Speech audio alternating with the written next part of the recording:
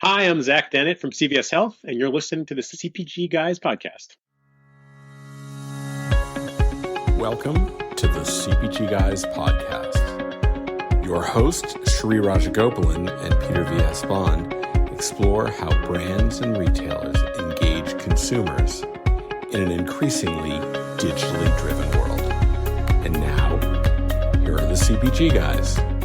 Hello and welcome to the CPG Guys podcast. I'm your incorrigible co-host, PVSB. My daughter is not a pop star, nor is my wife a podcaster on iHeartRadio, but I do my best to hold ground when compared to the celebrity lifestyle my co-host lives. You know him as the patriarch of the Raj family media empire.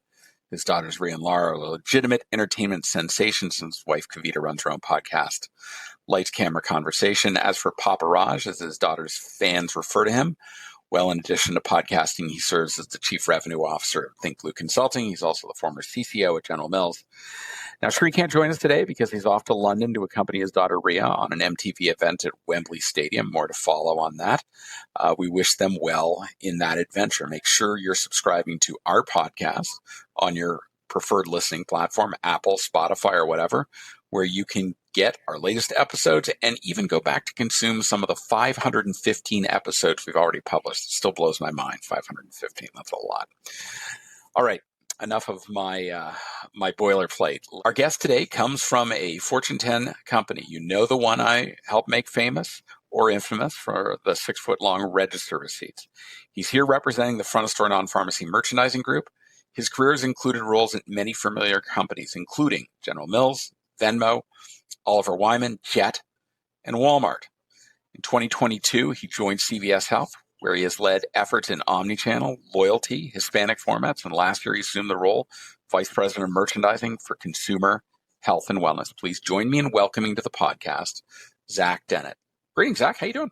I'm great. It's a real pleasure to be on this podcast. I've learned so much from you guys over your 515 episodes, and so it's a real pleasure to get to talk to you live. You know, there are two things people say to us when they meet us in person. The first one is, you're a lot taller than we thought you were, and I'm always amazed by that because we're on a podcast. How did you only see us on a screen? But the nicest thing people say is, and I appreciate what you said, is we do get a lot of comments that people learn a lot from the industry by listening. That's why we did it. We want it to be educational. We try to make it entertaining. We call it the Mary Poppins approach. A spoonful of sugar helps the medicine go down. Sometimes things we talk about can be a little dry, and so we like to make it fun, and that helps people learn. So thank you.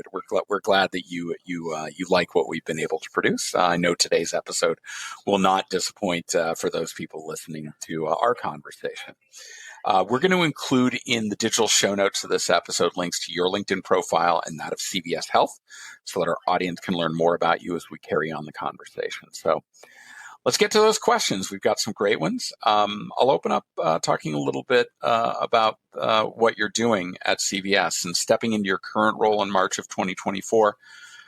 What's been your primary focus within consumer health and wellness front of store merchandising at CVS Health? So it's a really exciting time at CVS. And as you know well, we've been on this journey, and the results are showing that the success is there. So it's working. We are gaining share. The results are showing. And so it's a really fun time to be there as we are building momentum and having success. But you asked, what's been my focus? Well, first focus is, of course, the team, because nothing gets done without the colleagues who actually make things work. So my primary focus is, of course, making sure that the colleagues on the team have what they need to get their work done.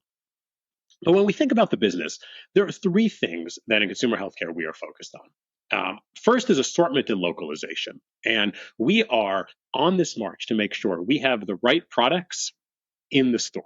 But of course, that's not an answer that's global. That's an answer that's specific to each store. So we are trying to make sure that we figure out how do we have the assortment that we need localized to the stores that they are. And now, of course, that's not something that you can do with the number of stores we have just by hoping it happens. So we are investing heavily in the tech. We are investing heavily in the algorithms and the processes that enable us to localize the right assortment in the right stores.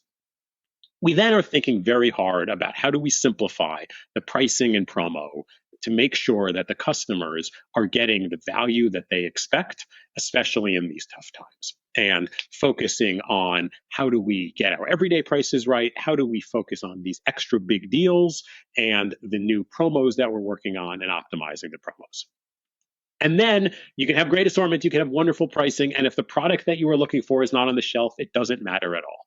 So we're spending a lot of time making sure that we have the right on-shelf availability and working closely with supply chain and store execution to make sure that every time a customer anywhere in the country goes into the store and looks for a product, they find it where they want it. And as we pull together localization, optimized pricing, and in-store execution, we start building a store of the community, and we start pulling together what we want. Of course, it's never quite that simple. There are also a couple of other areas that we're focused on across my team, and delivery marketplaces, so the DoorDash, Instacarts, and Uber Eats of the world, have been a really interesting growth engine for us as we think about the customers who want to shop on those areas. How do we make sure we bring the full might of CVS to that? And then finally, the team's doing a lot of interesting work in what we call supplemental benefits or Medicare Advantage, OTCHS, some people might call it. And what we're seeing is big growth area. CVS is both an administrator and a retailer in the network, and we are really helping customers get the value that they need. So that's kind of where we've been focused, and it's been fun seeing the early results. That's terrific. I think back when you mentioned Omnichannel, I think back to my time at CVS from 2014 to 2017. I think it was about late 2015, early 2016 that the first emergence of curbside appeared. That was kind of the beginning of the Omnichannel experience. And as you talked today about the last mile delivery partners that you've built, it really has grown to be a comprehensive experience for consumers. And I think what I also took away from that is CVS is a vertically integrated healthcare company in so many different aspects: the front of store, the pharmacy in the back of the store, the pharmacy benefit management, the traditional Caremark business, and then let's not forget the health hubs you have in the store. Wow, that is really about focusing on the consumer and making sure you meet them throughout their entire journey of healthcare. So I can understand why you're doing that. So I want to dig in a little bit because I mentioned in the beginning your background in leading Omnichannel at CVS. CVS really does emphasize a seamless Omnichannel experience for its consumers. What have you seen in your time there as being key milestones in merging in-store and digital merchandising so that seamless Omnichannel experience is realized? This is a highly important topic. And I know from your background, you think it's very important. And obviously from my background, I think it's very important. And I got to be on the team as we were scaling BOPIS, the buy online, pick up in store. And then, of course, we launched the rapid same day delivery with CVS. And I've gotten to do some of this in non-CVS places, including when I was at that co-founder of a rapid delivery startup. So what are the overall trends we're seeing? The first is that customers don't shop channels. Customers shop combined experiences. So customers don't have in their mind, I'm an e-commerce shopper, I'm a in-store shopper. Customers are shopping CVS. And it's our job to show up for the customer how they want to be, how they want. And no customer thinks of themselves in a channel, they are just shopping. So let me give you an example. On loyalty, you mentioned you mentioned at the beginning, 80% of coupon redemptions are currently digital. So in-store shoppers, but they're 80% of the time, they are using a digital experience to redeem their coupon. So that's an incredible omni-channel experience of you're shopping with an app, you're getting value in a physical store. But that is where we are now. The team is really focused on pushing that further. So how do we drive further that integration? Or for example, another example, RX attach. We talk about as a customer is buying something at the pharmacy, are they also finding what they need in the front store to solve their problems? And over many decades, we've spent a lot of time making sure that that is true in the physical store. But now we have a lot of customers who are becoming digitally engaged in the pharmacy. So that's a whole new question. How do we make sure that the digitally engaged pharmacy customer is also getting the digital help they need for front store merchandising? So there's a big area that we're pushing on how do we build the the RX attach that we need to align the front store and the pharmacy in a digital world. And then, of course, we get to delivery marketplaces. So DoorDash, Uber Eats, Instacart. One of the there's a lot of interesting things that you can see there, but one of the things that's struck me is the mental model that customers have as they're shopping on delivery marketplaces. And what we're learning more and more is that customers' mental model of, do they trust the retailer that they're shopping from? Do they trust the cleanliness, the speed, the retailer overall? Plays a huge role in how they choose which retailer they're going to ask one of the delivery marketplaces to go shop at. So we've been obviously pushing that. And then there's our footprint. We have, obviously, basically, we have a store near basically the vast majority of Americans. How does that enable us to drive delivery marketplace? So obviously, incredibly exciting space that we are, that's fun to play. CVS has around, you made mention, like 80% of people are engaging with digital coupons, and they're shopping in physical stores. So you have, I think at last count, about 60 million digitally engaged consumers. Part of the Extra Care program. What are the biggest learnings on how digital influences the in-store purchases in the health and wellness area that you focus on? Just to be clear, when you say the number of digitally engaged customers, what you're saying is the number of customers who are digitally engaged with CVS. Yeah. But if you zoom out and ask what percentage of our customers are digitally engaged somewhere in their lives, the answer is, of course, all of them, right? All of them. So I believe 100% of all purchases are digitally influenced. It's just to what degree. But I thank you for pointing that out, because I absolutely agree. So first talk about the CVS Health app. So what are people using the app for, and then how is it influencing stores? So people are using it for what you would expect. They're using it for the Extra Care deals. They're using it to check product availability. They're using it to check price comparisons. They're getting product information. They're getting lots of information. And then people also frequently are using the app to make a purchase, to do a buy online, pick up in store, to do a same day delivery. What's interesting is the team did some tracking and tried to figure out how important is this digitally influenced compared to the actual sales that go through the app. And when you take a very conservative approach and you say, I'm just going to count it as digitally influenced, if we can track, if someone, directly logged in, used it, and then placed the sale, did a sale in store, the digital influence is 3 times as big as the actual sales from the app. Now, when you zoom out a little more and realize that some people might be looking at something and then much later checking it and all, you realize that the digital influence from the app is really spectacular. But then that's even understating how digital influence customers are, because customers are influenced by non-CVS channels as well. And you guys have talked about this many times, but we need to make sure that the clarity of the message of why is CVS important is clear enough that the customers who are hearing the data from other digital channels are still getting the clear message we need. Thank you for that. It's killing Shri that he's not here today. I'll tell you why. Because at least once a week, Shri and I have got our CVS apps open, and we after 515 episodes, we know what each other likes to buy. And we'll be scrolling through and I'll say, hey, Shri, did you see this offer? And he's like, what? There's an offer there? And he'll scroll through. Wait a minute. I didn't get that offer. Why didn't I get that offer? I'm like, dude, it's the power of personalization.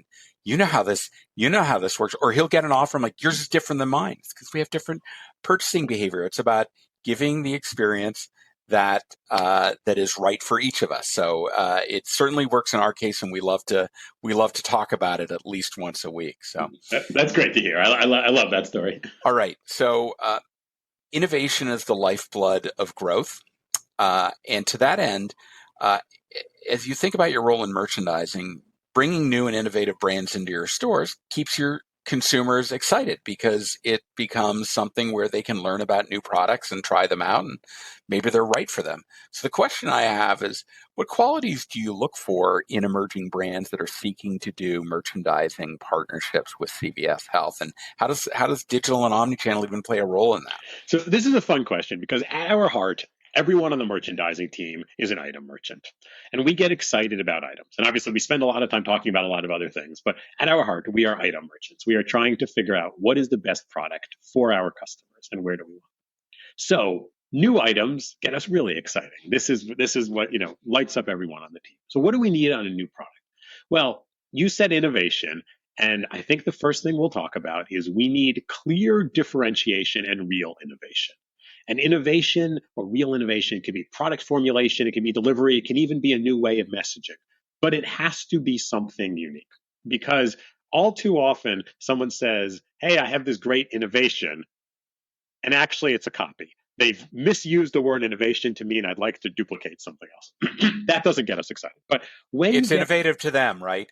They think it's innovative, but it's not really innovative. Exactly. Yeah, and we can all think of the items that we've been presented that were called innovation. Like, that's not innovation. But once you get clear differentiation, once you get a product that's solving a customer need state that in a new way, then we start looking and asking, do you have an existing community?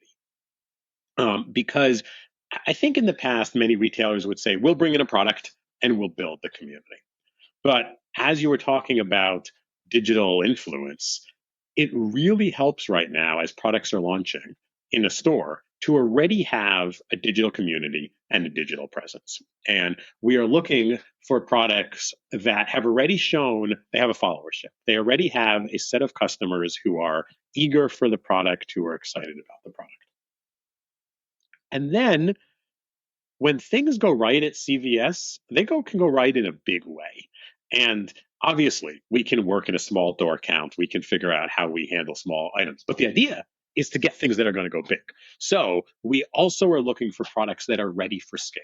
They are ready for national distribution. They can, when it hits and when they can get big, they can get big. So let me give you a couple of examples. Mary Ruth Organics, it's a really interesting founder who's a nutritionist. She saw a gap that her patients were not liking taking pills. So she made this liquid vitamin, easy to understand, focus on transparency and trust.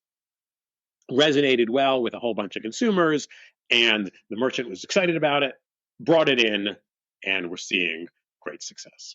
Or another example recently of new emerging brands, NeuroGum is a functional gum, and I'm sure you know of it.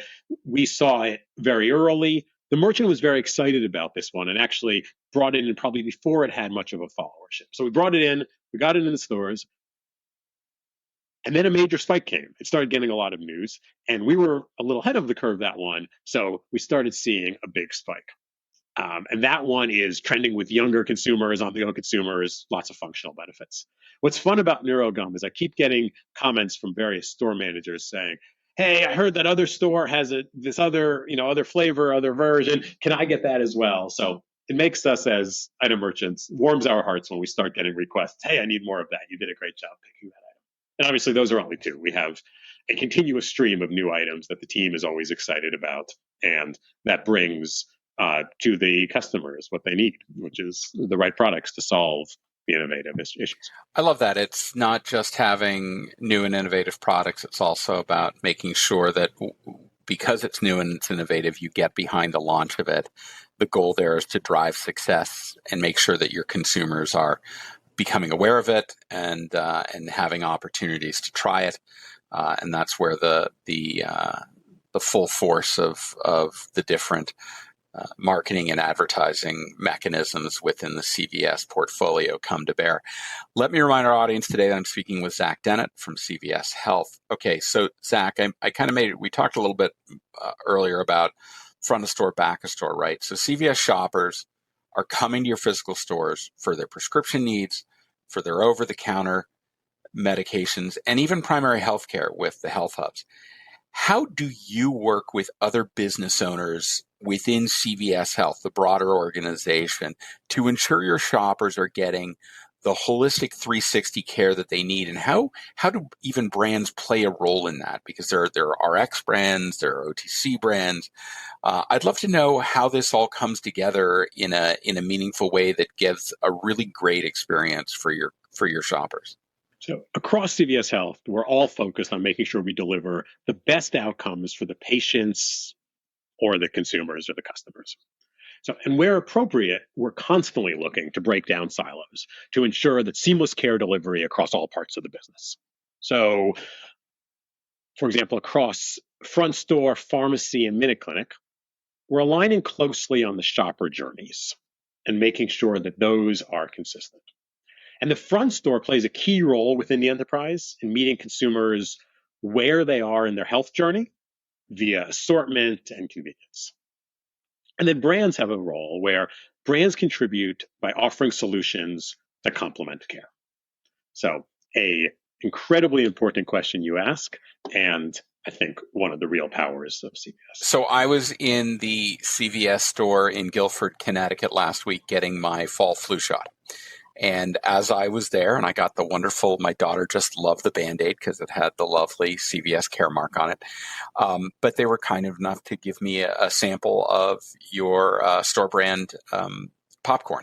And I thought, what a great little combination. I'm in there for an RX experience. I'm presented with a nice little treat and something that I can try out one of your excellent store brands. So I thought of what there's a really great connection about how that's happening between the front of store and the back of the store. And that well-marketed popcorn you have is great. That's delicious. One that I've had many times. So I'm glad you got a chance to try it. And and you're right. That's a powerful case. I'm glad your daughter enjoyed the Band-Aid, and let me know if you need some more popcorn. I may need it because I got about 2 bites of the popcorn before my daughter absconded with it and said, "No, this is mine now, Daddy." All right. Got it. All right. Well, that's probably a good problem to have. I will. It's a high grade problem.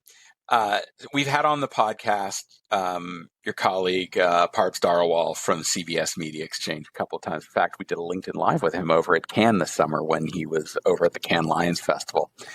Would love to know how your merchandisers on your team are interacting with the CVS Media Exchange team to ensure that brands connect with your consumers in the path to purchase. So Parbs and I share a wall. So, one of the main interactions is I'm constantly banging on the wall, asking him to be a little quiet. And, if you hear in the background, Parbs, then you know what's going on there. But okay. Other than sharing a wall, Parbs and I and the teams across are very aligned. So a couple of things.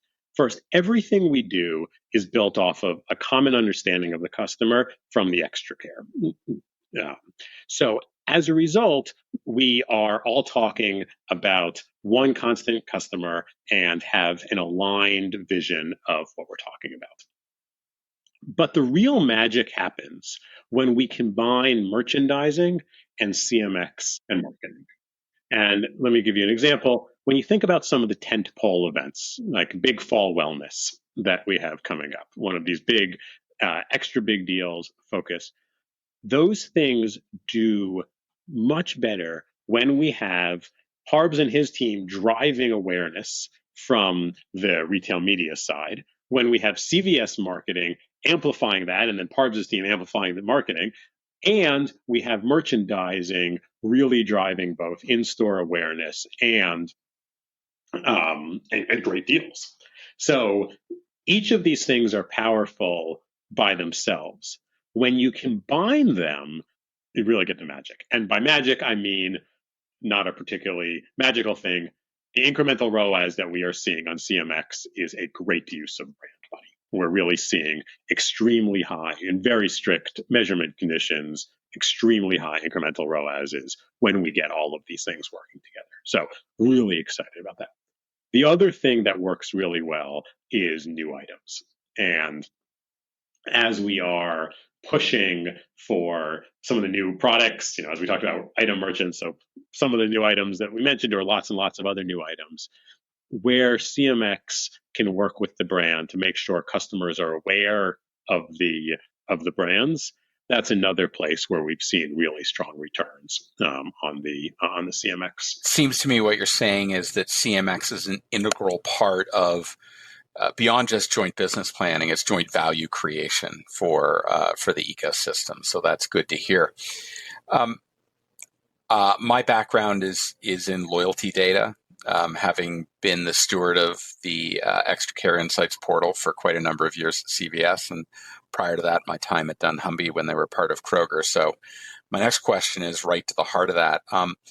What role does behavioral insights via all that rich loyalty data you have, the tens of millions of Extra Care shoppers where you longitudinally understand what they're buying, when they're buying, and what have you, how does that play a role in determining your merchandising strategies for the categories you're responsible for championing? As you well know, and I guess you'll tell me at the end whether we've still pushed the legacy that you were hoping as you were launching this, everything we do in merchandising is informed through a deep understanding of the customer, supported by Extra Care Insights.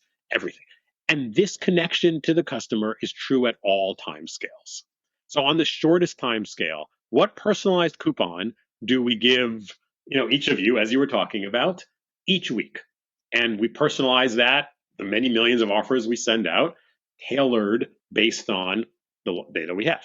Then on the longer time scales, all of the decisions in a planogram, from the overall flow of the category to the subcategory placement to the item decisions, are supported with strong customer insights. So making that specific, Shakela, for example, is a merchant on consumer healthcare who's in charge of femcare. And after much time interrogating these insights, she talks about her customer as Jennifer, a Gen X mother with children in the household. To hear Shakela talk about Jennifer's likes, desires, and needs, you would think that Jennifer is a close acquaintance of Shakela rather than an aggregate of customer insights. But the key point is that because Shakela knows Jennifer well, Shakela made a bet to increase our focus on menopause.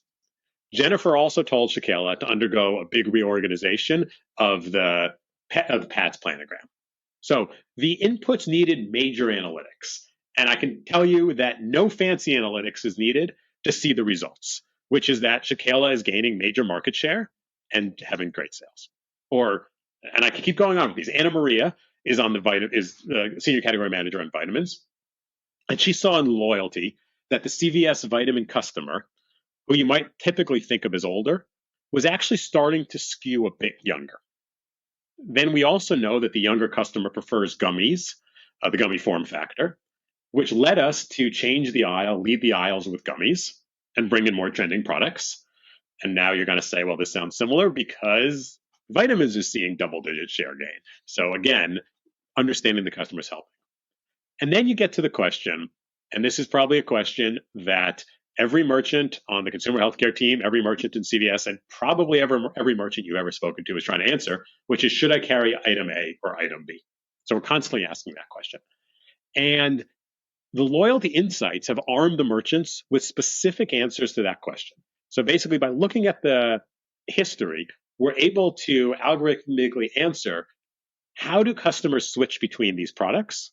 And if we were to get rid of one of these products, what will customers do? So we're able to look at a switching matrix. The data is obviously not always clairvoyant, and we get to add merchandising art on top of it, but it's a really great basis to start to layer on merchandising intuition. And then last one, because I know I'm getting too excited, this will take too long, but the localization that I mentioned at the beginning. How do we figure out, how do we get the right assortment in every store? And the right assortment is not a universal answer. It is an answer that is store specific, that uses loyalty insights. Because the right assortment you said you were in Guilford, Connecticut, the right assortment in that store is very different than the assortment next to me, which is different again than the assortment, on the other side of the country. So we are constantly figuring out, what do the local customers want? And then we're able to give them. So this is where retail gets fun, because we're able to, thank you for launching that for many years, we're able to use those rich insights to answer the questions at all levels, at all times. I loved how you highlighted the principle of substitutability. That's one of my favorite topics, because your point is, what you want to do is ensure that you have products that the consumer shopping that store want to buy. And the last thing you want to do is take a product out that through their purchasing behavior, consumers have told you, no, that's the only product I buy.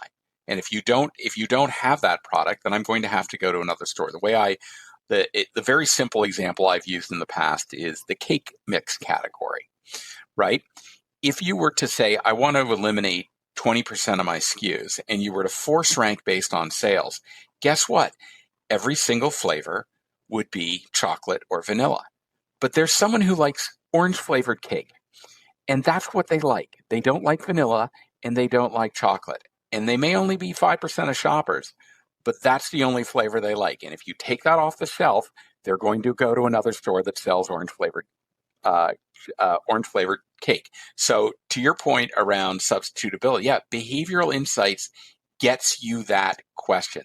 It helps you understand what products work are they complementary? Are they substitutable? What is it? And without that behavioral data, you wouldn't be able to really get to the heart of who those shoppers are in those profiles. People talk about demographics, right? Demographics are contextually relevant, but only after you've created those behavioral segments. I would never start with a demographic breakdown because income is never an indication of a propensity to buy. It's only a capacity to buy. So interesting stuff. So I'm really excited. You and I could talk about this for a whole episode with you, Zach. You're cut from the same cloth as me, so I'm glad you A+ on the answer to this question. I'm going to give you a high score on that. All right.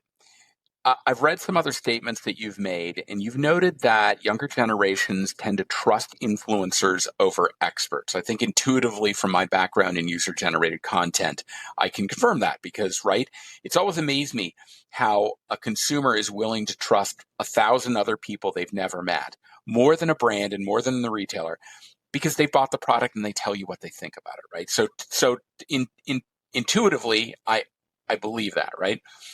My question to you is from the standpoint of influencers, how is that affecting your product strategy in this world where TikTok and Instagram can create overnight sensations for brands?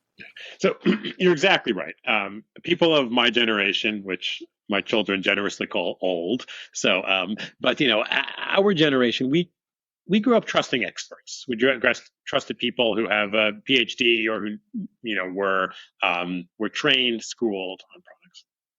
And then there's been this generational shift as people are less likely to trust the experts and much more likely to trust what shows up on their social media feeds. And what's interesting about how you observe that is it's the seeing lots of people who are all saying the same thing. Now, of course, we all know the algorithms are curating that, so that's not a mistake. It's just the way it happens. But your brain, the younger generation's brains saying, well, everyone's saying this, it must be the case. And so that's where we are now.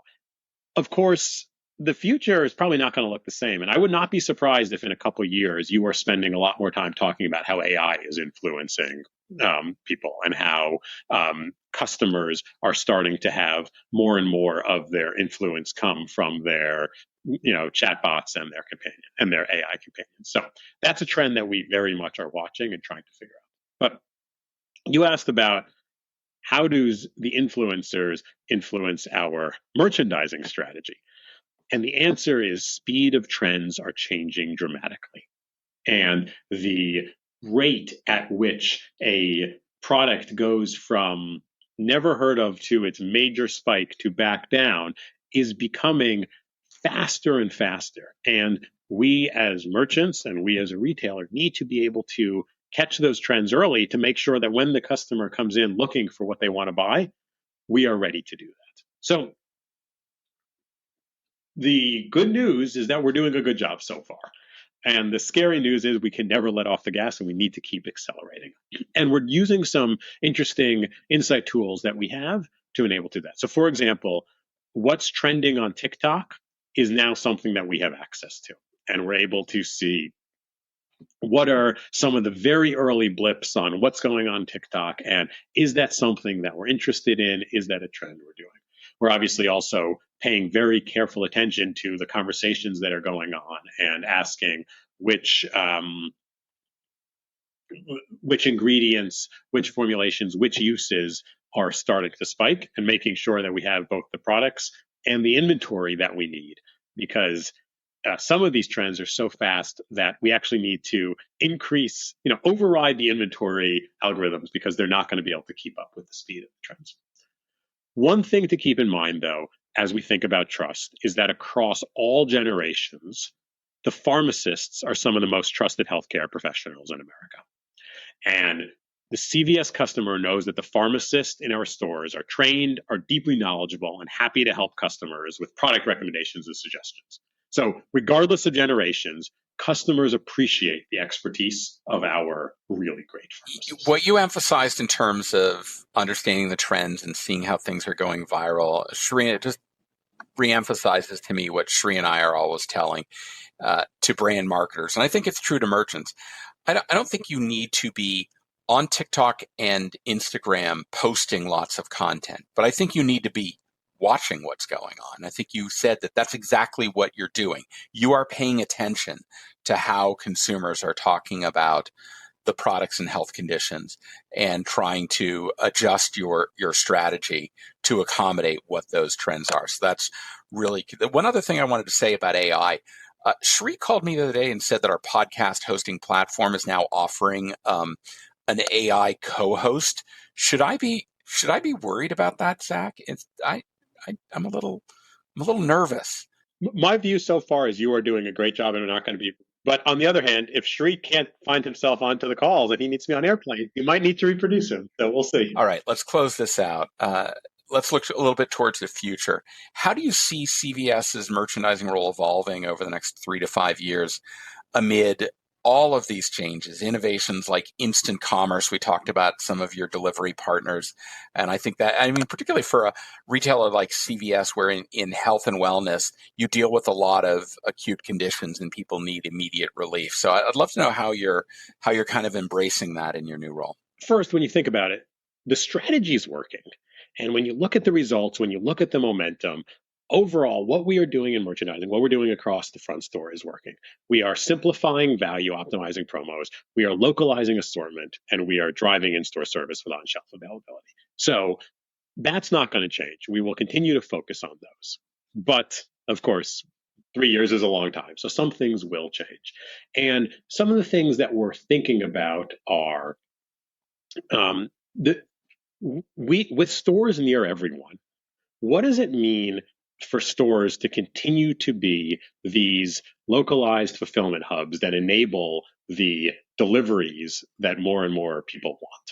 And how do we make sure that we are using the boxes we have near everyone in the most efficient way to get products to people? So that's one area to watch. The next one is product innovation. And when you think about product innovation, it kind of is the same as it's been for a very long time. Manufacturer goes away into a tower, dreams up a new product, and comes and reveals it to the merchant and says, aha, we figured it out. And you're going to say, no, Zach, you're being unfair. They spoke to customers. And I'll say, fine. They had a couple of hundred customers in the lab in a research situation, or they did some sort of research. And then you'll say, no, and there's a lot of co-creation. And that's right. We have some partners who are doing a great job of co-creating with the merchants. But still, when you think about that, all of those are small changes compared to what's being done in some of the digital things. If you were talking to a fully digital business and they were trying to decide, hey, should we change the color of our buy button?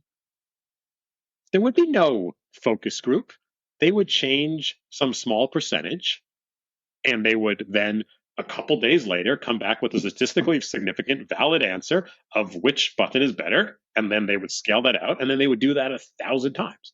But we never do that in product innovation. All right, so we're now getting to a world where we're much more digital, where we have much more delivery. There are going to be some manufacturers who lean into this and figure out, how do you change the product innovation cycle to make it 10 times faster? If trends are going faster, innovation is going to have to be 10 times faster. And that means we're going to be doing micro tests. We're going to be checking new formats, new packaging, new flavors in a super small, rapid iteration way, not in the lab, but in real life with real customers who are spending real money. And if we can start doing that, I think that's going to make retail a really interesting place. But with that said, the core is not going to change. We'll continue to satisfy customers. We'll continue to keep winning share as we are with the right assortment, right pricing, and right experience for everyone in America. To our audience, thank you for joining us twice each week for our podcast conversations. We greatly appreciate the 39,000 followers on LinkedIn who like and share our content. Please do follow us on your preferred listening platform. And we look forward to seeing you in person this fall at one of the many conferences we're attending. Grocery Shop will be a really big one, but you'll probably see us at some other ones around. So if you see us, come on up, say hi, take a selfie with us. We're very approachable. We love to talk to people who listen to our podcast, and our goal here is to both educate and entertain. So my big takeaway today, merchandising is really evolved for the digital age. It's not about simply listening to some pitches from manufacturers, working on trade deals, figuring out what the circular is about. It really is about creating innovative products, reaching consumers where they are in the omnichannel world, making sure that it's immersive and that you're actually solving problems. That, to me, is what CVS should be all about. It sounds like that's exactly where you are these days.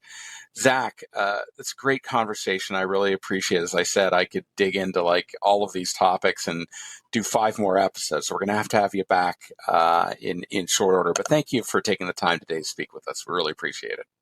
Great. Well, thank you. I appreciate, love the conversation. I appreciate everything you guys do to help everyone in the industry know what's going on. So thanks so much. Real pleasure conversation. To our audience, thanks again. And we look forward to speaking with you on the next episode of the CPG Guys podcast. Goodbye.